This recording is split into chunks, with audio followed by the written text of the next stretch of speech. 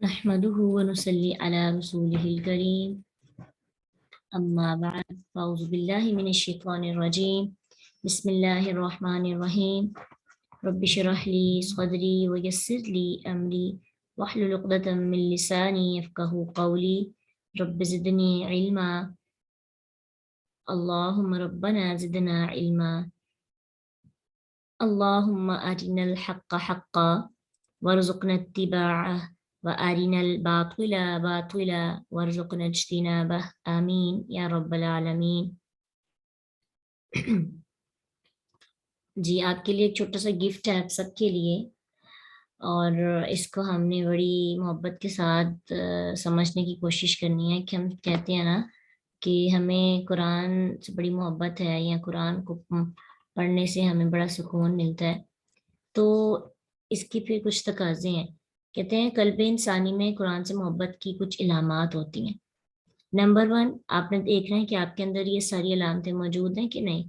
अगर तो अलामतें हैं तो समझिएगा कि हम वाकई कुरान से मोहब्बत करते हैं, और अगर ये अलामतें नहीं हैं तो फिर हमें हमारी मोहब्बत के अंदर कोई खोट है, हमें थोड़ा सी मोहब्बत को बढ़ाना है।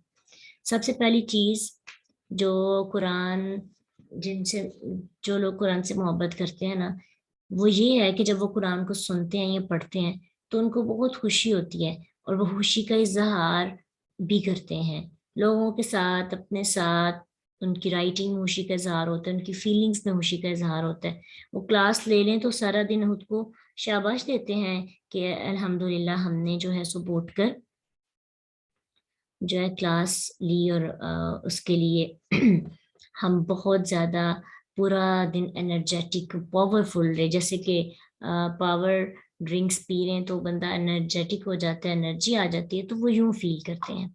नंबर 2, तवील वक्त के लिए उसके खातर बगैर थकन महसूस किए बैठे रहना, ये भी मोहब्बत करने वाले में आता है।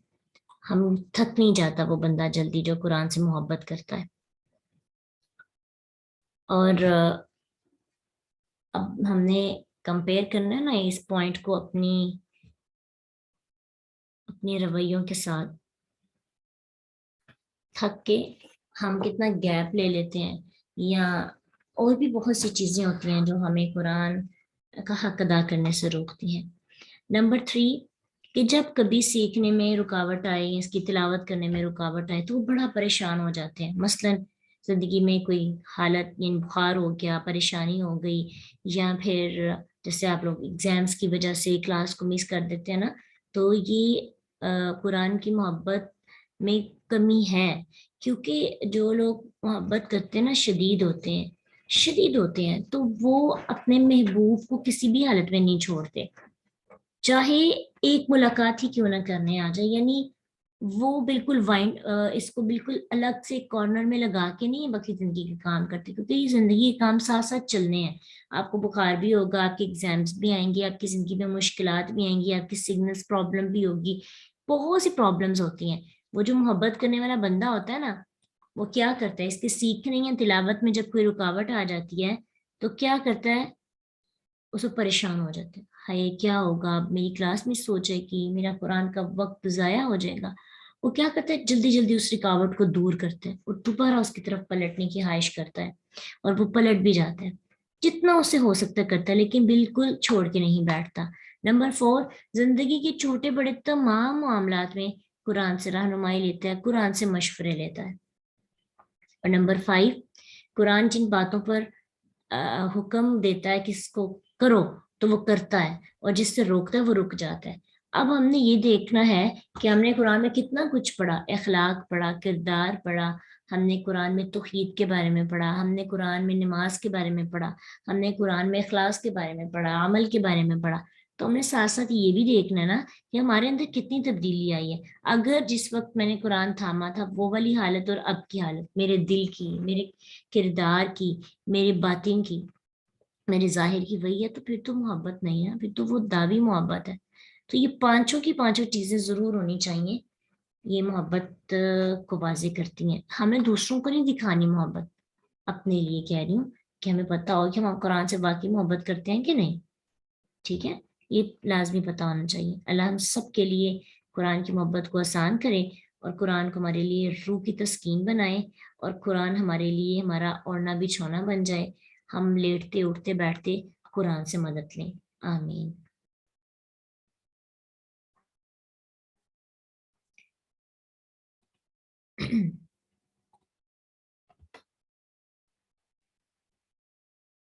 چلیے آج کا لیسن دیکھتے ہیں۔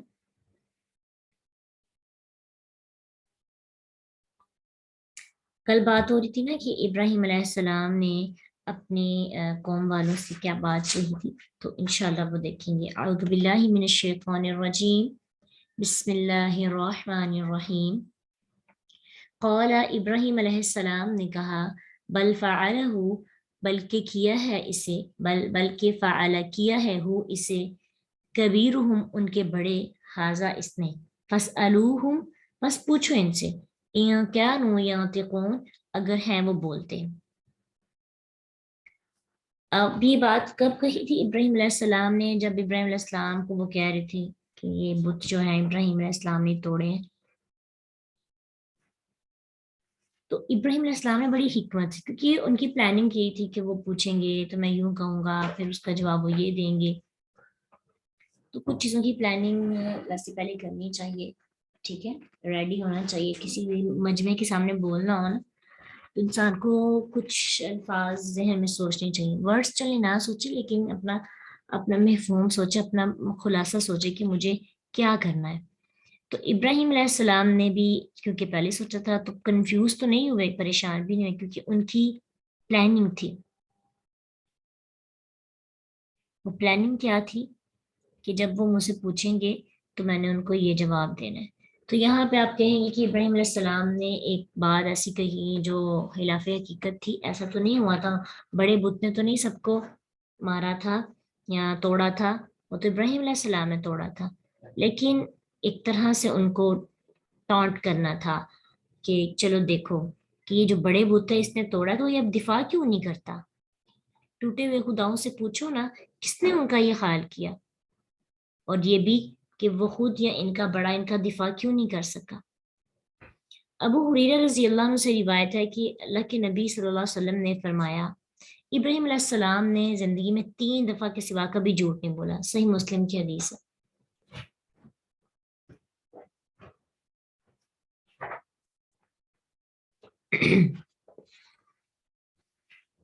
جن میں سے 2 اللہ کی ذات ہی ہاتھی تھے، ان کا یہ کہنا انی سقیم، جب ان کی قوم نے کہا نا کہ آپ کیوں نہیں میلے پہ جا رہے، جشن پہ جا رہے، کہنے لگے میں بیمار ہوں، انی سقیم، سورہ صافات آیت 89 میں آپ کو یہ آیت ملے گی۔ اور پھر دوسرا ان کا یہ کہنا بل فعلہ کبیرہم ھذا، سورۃ انبیاء آیت 63، کہ بلکہ اسے ان کے اس بڑے نے کیا ہے۔ یہ 2 جھوٹ انہوں نے اللہ کے لیے بولے۔ آپ صلی اللہ علیہ وسلم نے فرمایا، اور ایک دفعہ وہ ان کی بیوی اپنی بیوی سارہ کے ساتھ سفر کر رہے تھے کہ وہ جابر لوگوں میں سے ایک جابر بستی کے پاس آئے، یعنی جو بڑا ظالم حکمران تھا۔ اسے بتایا گیا کہ یہاں ایک آدمی ہے جو کیا کرتا ہے، جس کے ساتھ ایک عورت ہو، حسین ترین ہو، تو اس کی طرف پیغام بھیجتا ہے، اس کے متعلق پوچھتا ہے وہ کون ہے، تو پھر اگر تو اس کو پیاری لگے تو وہ اس کے ساتھ برائی کرتا ہے، اسے پاس رکھتا ہے۔ اب کیا ہوا کہ ابراہیم علیہ السلام کے پاس جب انہوں نے پیغام بھیجا کہ یہ کون ہے، تو انہوں نے کہا وہ میری بہن ہے، یہ نہیں کہا میری بیوی ہے، کہ بہن بھائی کا ایک غیرت کا رشتہ بھی ہوتا ہے، تو اس وجہ سے بھی انہوں نے کہ بادشاہ جو ہے اس کو کچھ نہیں کہے گا۔ تو پھر وہ سارہ علیہ السلام کے پاس آئے اور کہا کہ اے سارہ، اس زمین پر میرے اور تمہارے سوا کوئی مومن نہیں، اس نے اس لیے مجھ سے پوچھا ہے کہ میں نے اسے بتایا کہ تم میری بہن ہو، سو تم مجھے مت جٹلانا، تم بھی یہی کہنا کہ تم یہ میرا بھائی ہے۔ اور ایسے بھی روئے زمین پر وہ دونوں اسلام کی پوائنٹ آف ویو سے بہن بھائی، یعنی مومن آپس میں بھائی بھائی ہوتے ہیں۔ بعض لوگوں نے اس حدیث میں ابراہیم علیہ السلام کے 3 جھوٹوں کے ذکر کی وجہ سے اس حدیث کا انکار ہی کر دیا کہ صحیح مسلم کی یہ حدیث بالکل بے بنیاد ہے، انبیاء کبھی بھی جھوٹ نہیں بول سکتے، ایک صدیق نبی کیسے جھوٹ بول سکتا ہے؟ اور اس وجہ سے انہوں نے کیا کیا, اتنی اوتھینٹک بک کی حدیث کو ریجیکٹ کر دیا. ٹھیک ہے, حالانکہ قرآن کے بعد صحیح بخاری اور صحیح مسلم کا مقام ہے. تو اگر ہم ایک حدیث کا انکار کرتے ہیں نا, تو پھر ہم باقی حدیث کا بھی انکار کرتے ہیں. یہ بات ہمیں یاد رکھنی ہے. اب آپ کہیں گے کہ ان میں کیا حکمت تھی, ان کا جو جواب ہے وہ کیا تھا. اگر ہم ان تینوں واقعات پہ غور کریں, جن لوگوں نے ابراہیم علیہ السلام سے پوچھا تھا کہ ابراہیم کیا ہمارے معبودوں کے ساتھ تو نے یہ کام کیا, تو وہ کہتے ہیں بلکہ ان کے اس بڑے نے کیا ہے. تو بلکہ کا معنی یہی ہے کہ میں نے نہیں کیا, حالانکہ ابراہیم علیہ السلام کو خوب پتا تھا کہ انہوں نے ہی کیا ہے. یہ بظاہر جھوٹ ہے, لیکن حقیقت میں ایک تدبیر تھی جس کے ذریعے سے وہ ان کے منہ سے اقرار کروانا چاہتے تھے کہ بت بول نہیں سکتے, نفع نقصان کا مالک ہونے کا سوال پیدا ہی نہیں ہو سکتا, وہ تو صرف اللہ ہے. تو مشرکین بھی ابراہیم علیہ السلام کے مقصد کو سمجھ رہے تھے. ان کے پاس یہ ماننے کے سوا کوئی چارہ نہ تھا کہ بت نہیں بولتے. انہوں نے انکار بھی کیا. اگلی آیت میں آپ دیکھیں گے کہ وہ انکار بھی کریں گے, یہ تو بول ہی نہیں سکتے. ٹھیک ہے, دیکھیں گے لقد علمت ما هؤلاء ينطقون, کہ تو نہیں جانتا کہ یہ بولتے ہیں کہ نہیں, وہ خود ہی کہیں گے. تو یہ ابراہیم علیہ السلام کی ایک تدبیر تھی جس کے تخت جو ہے انہوں نے حکمت کی بنا پر یہ بات کہی. یعنی یوں بھی کہہ سکتے ہیں نا کہ انہوں نے کہا ہوگا ٹھیک ہے اس بڑے سے پوچھو, ہو سکتا ہے اس کا ہی کام ہو. لیکن اندر ان کی نیت کیا تھی کہ اگر یہ اس کا جواب ان کو نہیں آئے گا تو خود یہ سچ تک پہنچیں گے. مقصد سچ چھپانا نہیں تھا, مقصد حکمت کے ساتھ سچ تک لانا تھا. ٹھیک ہے, یہ ہمیں سمجھنا ہے کہ ابراہیم علیہ السلام نے جو جھوٹ 3 دفعہ کہا وہ کن کن صورتوں میں اور کن کن حکمتوں کی بنا پر کہا. یہ نہیں ہے کہ ہم اس حدیث کی بنا پر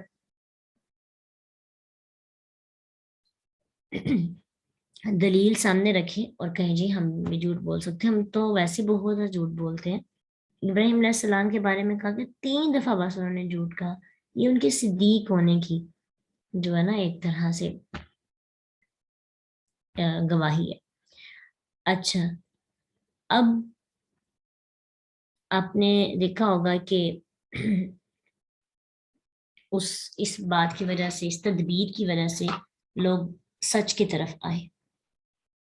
ٹھیک ہے, تو پھر اسی طرح جب انہوں نے کہا انی سقیم, ان کی میں بیمار ہوں, تو وہ سمجھے کہ اتنے بیمار ہیں کہ ساتھ نہیں جا سکتے. حالانکہ جو شخص اتنا بیمار ہو تو پتھروں وغیرہ کے اتنے مجسموں کا ستیاناش نہیں کر سکتا. تو ابراہیم علیہ السلام کے ذہن میں بیماری کون سی تھی؟ کفر و شرک کی, کہ میں جو ہے یہ کفر و شرک سے نفرت کی وجہ سے پیدا ہونے والی تکلیف کی وجہ سے بیمار ہوں.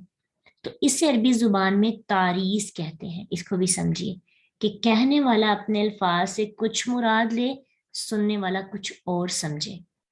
سننے والے کے لحاظ سے واقعہ کی خلاف ہونے کی وجہ سے اس پر یعنی آپس میں کذب کا لفظ بولا جاتا ہے, لیکن یہ حقیقت میں جھوٹ نہیں ہوتا بلکہ جھوٹ سے بچنے کا ایک طریقہ ہے. ٹھیک ہے, جیسے کہ عمران بن حسین رضی اللہ عنہ فرماتے ہیں کہ بے شک معاریض میں کذب سے بچنے کی گنجائش ہوتی ہے. ٹھیک ہے, تو یہ کیا ہوا, دوسرا جو جھوٹ ہے اس میں تعریض, پہلے میں تدبیر ہے, دوسرے میں کیا ہے تعریض. بات جو کہہ رہا ہے اس کی نیت کچھ اور ہے, سننے والا کچھ اور سمجھ رہا ہے, لیکن الفاظ حکمت سے. کبھی کبھی یہ ہے نا کہ ٹوٹلی جھوٹ نہیں ہے یہ, اس میں مکمل. اگر کوئی کام آپ نے کیا تو آپ کہتے ہیں تو کیا ہی نہیں, بالکل بھی نہیں کیا, جس سے مرضی پوچھ لو میں نے نہیں کیا. یہ نہیں, صاف جھوٹ بولتے ہیں. اس میں کوئی حکمت, کوئی تدبیر, کوئی چیز نہیں ہے جس کی وجہ سے آپ کو جھوٹ بولنا پڑ رہا ہے. ٹھیک ہے, تعریض میں یہ ہے کہ آپ بڑی حکمت کے ساتھ بات کرتے ہیں کہ کبھی آپ کو ضرورت پڑ جاتی ہے کہ آپ کھلی بات نہیں بتا سکتے. ٹھیک ہے,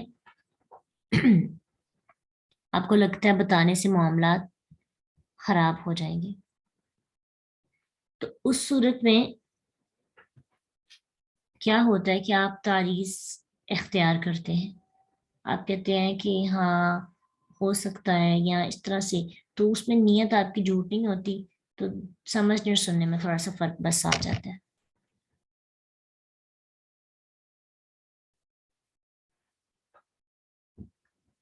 اور جو تیسرا ہے اس کے اندر تو خود ہی پتا چل رہا ہے کہ وہ جھوٹ نہیں تھا، انہوں نے خود ہی، ابراہیم علیہ السلام نے خود ہی واضح کر دیا۔ انہیں بہن کہنا، اس وقت ابراہیم نے خود وجہ بیان کر دی کہ اس پوری دنیا کے اندر تم اور میں ہی صرف مومن ہے، تو مومن آپس میں، ہم نے حدیث میں پڑھا، مومن آپس میں بھائی بھائی ہوتے ہیں۔ تو اب مزید ہم غور کرتے ہیں ان واقعات پر، جو لوگ، کچھ لوگوں نے ابراہیم علیہ السلام کے بارے میں کہا کہ یہ حدیث کو ریجیکٹ کر دیا، حدیث نہیں صحیح، اور کچھ نے ابراہیم علیہ السلام پر نکتہ چینی کی کہ اچھا انبیاء سے جھوٹ جو ہے وہ سرزد ہو گیا۔ تو اگر ہم دیکھیں تو مزید غور کریں تو ابراہیم علیہ السلام نے ساری زندگی میں ان تین کے سوا کوئی جھوٹ نہیں بولا، تو یہ حدیث بظاہر ابراہیم علیہ السلام کو سچا ثابت کر رہی ہے۔ کیسے؟ کہ کسی کی تھوڑی سی خامی کو بیان کرنا اور کہنا کہ باقی معاملات اس کے بہت ٹھیک ہیں، تو دراصل وہ اس کی تعریف ہوتی ہے، ٹھیک ہے، یہ اس کی کیا ہے؟ تعریف ہے۔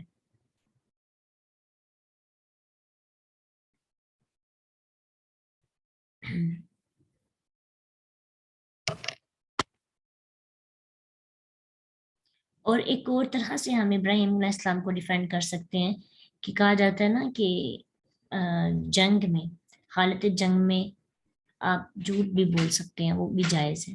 صحیح بخاری کی حدیث ہے، الحرب خدعۃ، جنگ دھوکے کا نام ہے۔ تو ابراہیم علیہ السلام کی یہ تینوں حالتیں جنگ والی تھی، ٹھیک ہے، تینوں کنڈیشنز جو تھی جنگ والی تھی، تو انہوں نے تینوں کنڈیشنز میں یہ بہتر سمجھا۔ تو اس کے بہت سے جواب ہیں، جو انکار کرتے ہیں حدیث کا یا جو اللہ کے نبی ابراہیم علیہ السلام پر انگلی اٹھاتے ہیں، ان سب کے لیے اور بھی بہت سے جواب ہیں جو دیے گئے ہیں۔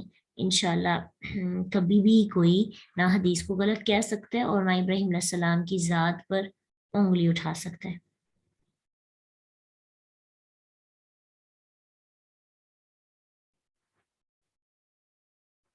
بات کی سمجھ آئی ہے آپ کو؟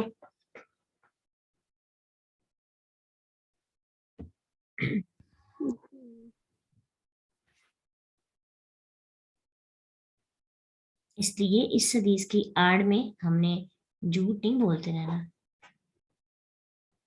کچھ لوگ کہتے ہیں نا، اچھا ابراہیم علیہ السلام نے تو ایکسکیوز پیش کیا تھا تو ہم بھی کر سکتے ہیں۔ ایک تو وہ حالت جنگ میں تھے، ٹھیک ہے، اور اس وقت ان کے لیے یہ کرنا ضروری بھی تھا، اور ویسے بھی اگر ہم غور سے دیکھیں نا تو ان کی ہر بات میں حکمت تھی، تعریف تھی، اور انہوں نے کوئی تدبیر کے تختے کیا اور خود بخود لوگ سچ تک پہنچے۔ تعریف تا عین ہے، تا عین را یا ضاد۔ تعریف میں یہ ہوتا ہے کہ سننے والا مراد کچھ لیتا ہے اور جو کہنے والا ہوتا ہے اس کی نیت کچھ اور ہوتی ہے۔ ہاں جی، اپنے لیے کچھ نہیں بولا تھا۔ پھر کیا ہوا؟ فراجعوا، تو وہ پلٹے، الی انفسہم، اپنے دلوں کے، یعنی جب ابراہیم علیہ السلام نے یوں کہا تو ابراہیم علیہ السلام کا جو کی تدبیر کامیاب ہو گئی۔ کیسے؟ کیسے کامیاب ہوئی بلا؟ جو انہوں نے سوچا تھا، پلاننگ کی تھی، سیم ویسے ہی ہوا۔ اس زبردست چوٹ کی وجہ سے سوچنے پر مجبور ہو گئے، سب نے اپنے دل پر غور کیا اور کہنے لگے کہ تم اس نوجوان کو خامخواہ ظالم کہہ رہے ہو، ظالم تو تم خود ہی ہو۔ ان کے دل نے ان کو یہ کہا کہ ایسی بے حقیقت چیزوں کو تم نے اپنا معبود بنا رکھا ہے، ان کو پوچھتے ہو جو اپنی مشکل آسان نہیں کر سکتے، تو ہماری کیسے مشکل آسان کر سکتے ہیں؟ تو فراجعوا इला अनफुसिहिम फ़क़ालू इन्नकुम अंतुम ज़ालिमून, कि बेशक तुम ही जालिम हो। सुम्मा नुकिसू, फिर वो ऊंधे कर दिए गए, अला रुऊसिहिम, अपने सरों पर।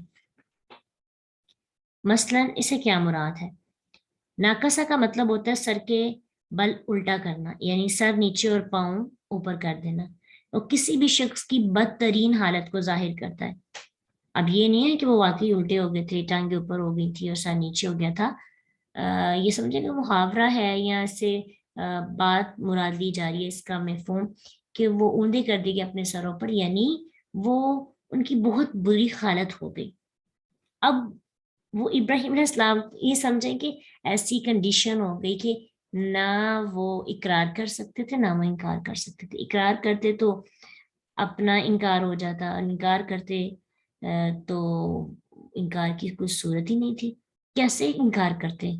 खुद फिर ही खुद भी वो रुस्वा होते। तो इतनी बुरी उनकी हालत हो गई। अब जवाब सुनते ही इनके दिलों ने जो फैसला किया कि जालिम तो तुम खुद हो, बेहिस और बेबस तो तुम्हारे माबूद हैं जो बोल नहीं सकते। अब उन पे क्या गुजरी होगी। आप इमेजिन करें कि जब कभी आप सबके सामने इस तरह से आपके पास कोई चारा ना होना, इकरार का नहीं इनकार का, और दरमियान में आप फंस जाए और उस हालत में आप कुछ ना कर सके, तो कितनी बुरी हालत होती है। वो बेबस हो जाता है बंदा, अब मैं क्या करूं। तो सेम यही हालत थी, तो अल्लाह ने उस हालत को नुकिसु अला रुऊसिहिम से तशबीह दी है। अगर इसी को देखें कि हमारी टांगे ऊपर हो जाए, सार नीचे, तो हम कितनी देर तक खड़े रह सकते हैं, कितने बेबस हो जाते हैं अगर हमें ऐसे करना पड़े। हम कहते हैं फौरन हमें सीधा किया जाए। लक़द, अलबत्ता की, अलिम तक, जानता है तू, माँ नहीं, हा उलाई है ये यहाँ से कौन बोल दे। अब बात मुंह पे आ गई, जिस मकसद के लिए इब्राहिम अलैहिस्सलाम ने तदबीर की थी, ये तो बोलते नहीं है। अभी कैसे जवाब देंगे? ये तो नहीं बताएंगे कि हमने किया है या किसने किया है। तो सारी चीजें वाज़ेह हो गई, उनकी अक्ल सामने आ गई। अब देखिए, बेवकूफ लोग थे ना वो लोग, सब कुछ जानकर भी अल्लाह की तौहीद तक नहीं पहुंचे। इससे पता चलता है कि सिर्फ अक्ल से हम अल्लाह को नहीं पहचान सकते, जब तक अल्लाह हिदायत ना दे, जब तक इल्म ना आ जाए हिदायत नहीं मिलती। तो अक्ल के साथ साथ अगर दीन अकली होता, या फिर इस दुनिया के अंदर अल्लाह ताला ने हमें भेजा होता कि जी अपने अक्ल से जो दिल करता है करो, तो अंबिया की जरूरत ना रहती, और बहुत से अक्लमंद गुजरे हैं। अब देखिए, हम जब फिरौन का वाकया पढ़ रहे थे, तो उसके अंदर हम देख रहे थे कि उनका सिस्टम कितना अच्छा था दुनियावी एतबार से, कि किस तरह से उन्होंने हर चीज को मैनेज किया हुआ था। लेकिन हिदायत उसको नहीं मिली, क्योंकि उसके पास अल्लाह को समझने की अक्ल नहीं थी, जितना मर्जी बड़ा बादशाह था। और ये कौम वाले भी, हर कौम में, पिछले जो कौमें थी उनके अंदर एक तहजीब होती थी अपनी अपनी। तो वो अपनी तहजीब के एतबार से ठीक थे, ठीक है, लेकिन अल्लाह ताला ने अक्ल भी तो देनी दी होगी ना उनमें से किसी को, लेकिन उनकी अक्ल उनको अल्लाह तक नहीं पहुंचा सकी। तो अल्लाह तक पहुंचने के लिए आपको हिदायत तौफीक और हिदायत इरशाद की जरूरत होती है। सबसे पहले तो आपको इल्म की तरफ आना पड़ता है, आपको जानना होता है क्या सही है क्या गलत है। अगर गौर व फिक्र नहीं करेंगे, तदब्बुर नहीं करेंगे, समझेंगे नहीं, तो फिर हमारी अकल किसी काम नहीं है। ये आप अपने इर्द गिर्द देखें, बहुत से लोग अक्लमंद आप पाएंगे, दुनियावी एतबार से घर को बहुत अच्छे से ऑर्गेनाइज किया, डेकोरेट किया, और फिर उसके बाद बड़ी किफायतशारी के साथ मामला चलाते हैं, लोगों से बातचीत करनी आती है, रख रखाव करना आता है, हर एक से तारीफ मोलते हैं, तारीफ हासिल करते हैं। लोग उसको बड़ा समझदार समझते हैं, बाशऊर समझते हैं, उनके पास मशवरे लेने के लिए जाते हैं, उनकी चॉइसेस बड़ी अच्छी होती हैं। बहुत ज्यादा से लोग अपने खानदान में कोई ना कोई एक ना एक बंदा सा जरूर देखेंगे कि जो मामला को हैंडल करता है। लेकिन आप अगर थोड़ा सा देखें, तो बहुत से केसेस में ऐसे होता है कि अल्लाह के साथ उनका ताल्लुक अच्छा नहीं होता, दीन के साथ उनका ताल्लुक नहीं होता। तो फिर क्या वो अक्लमंद अल्लाह के यहाँ कामयाब है? दुनिया में तो वाह वाह हो रही है, लेकिन अमल के मामले में पीछे हैं। ठीक है, तो अक्लमंदी यही है कि इंसान को जब बताया जाए तो इंसान उससे लर्न करे। अच्छा, जब उनको आप बताएंगे ना कि मामलात में کہ یہ کریں یا وہ کر لیں، تو وہ مانیں گے کہ آپ ٹھیک کہہ رہے ہیں، لیکن عمل نہیں کریں گے. ٹھیک ہے، تو ابراہیم علیہ السلام پہ بھی کوئی ایمان نہیں لایا تھا.